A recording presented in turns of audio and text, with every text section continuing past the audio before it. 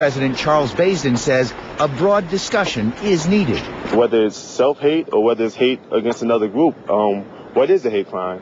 Let's clearly define those. Our federal language needs to be changed. It trickles down all the way to the institutional level here. Sarah Marshak is clearly keeping a low profile, may in fact be back home in Florida tonight, where her family continues to keep mum. At GW in Northwest, Bob Barnard, Fox 5 News.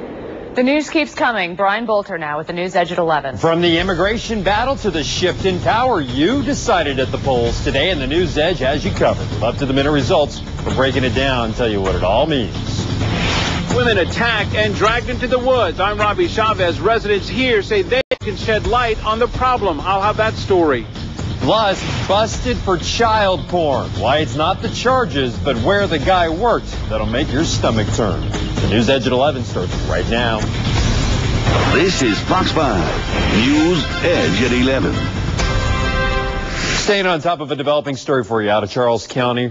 3 young lives cut short. Our Brooke Baldwin's been working the scene all night, live right now at La Plata High School, gathering the latest details for us. Brooke. Brian, we found out tonight that none of the 5 students involved in this afternoon's crash was buckled up at the time of the accident. That information just coming in tonight from the Charles County Sheriff's Office. Other information coming in tonight. The names have been released of those involved in that accident. I want to read those to you now, first starting with those who died. 16-year-old Jonathan Chapman. He was the driver of the Mercury.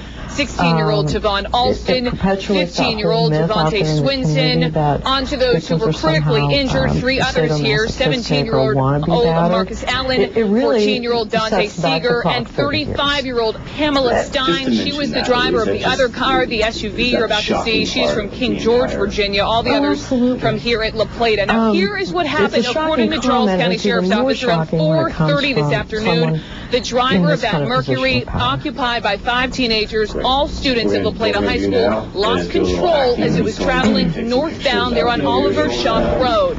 It crossed the center line and skidded sideways, hitting a Chevy Trailblazer on the passenger side. And one local we spoke with tonight who heard the crash says that stretch of road is a spot where people speed far too often. They do 40, 50, 60 miles an hour. And then we have a crash here probably every week. So hopefully sooner or later they'll stop. Now, Charles County Sheriff's Office did say that speed was a factor in the crash. One deputy I spoke with tonight said the post speed limit on that road is 40 miles per hour. Brian, we're told those teens were doing at least 65. As Brooke Baldwin reporting, we clearly are having some technical problems tonight. We sincerely apologize, particularly for such a sensitive story with so many people impacted down in Charles County. We're going to see if we can get things back together a little bit, get you a little clear perspective on exactly what happened down there, and bring that to you a little later in this newscast. We're going to go ahead and move on now and talk about our election night coverage for you.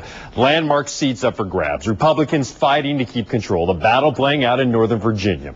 You decided that what happens here tonight could set the tone for the rest of the country exactly 1 year from now. The News Edge is everywhere. Marie Nume had a quiet GOP watch party tonight. Will Thomas with a bit of a shell-shocked Democratic Party.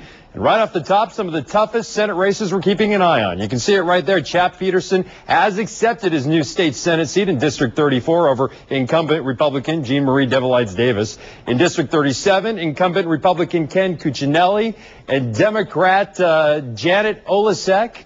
They are in a tightly contested race. You can see the numbers there, 74% reporting, 50% tie right there. So we're going to keep a close eye on that one. And incumbent Republican Jay O'Brien versus Democrat George Barker. You can see the numbers there, 60% reporting, also a close race. We're going to begin at the state Democratic Party in McLean, where word of the biggest concession speech in Northern Virginia tonight seemed to catch everyone off guard. Fox 5's Will Thomas, were they surprised that Chap Peterson pulled this thing out, Will? I wouldn't say surprised, certainly not in this room full of Democratic people who are supporting all along. This is a local guy, as you know, from Fairfax City. He just took to the podium about 20 minutes ago. We have footage of that. This crowd just erupted supporting this guy who was definitely not the favorite to win. Devilites Davis, more than 10 years in the state Senate. She was the one that people thought for a while was going to walk away with this, but boy, things changed. Now, right now, we've got Governor Tim Kaine taking to the stage. Let's come back out live, and I'm going to step out of the way. We also have former Senator Mark Warner joining him by his side. As you know, Mark Warner has declared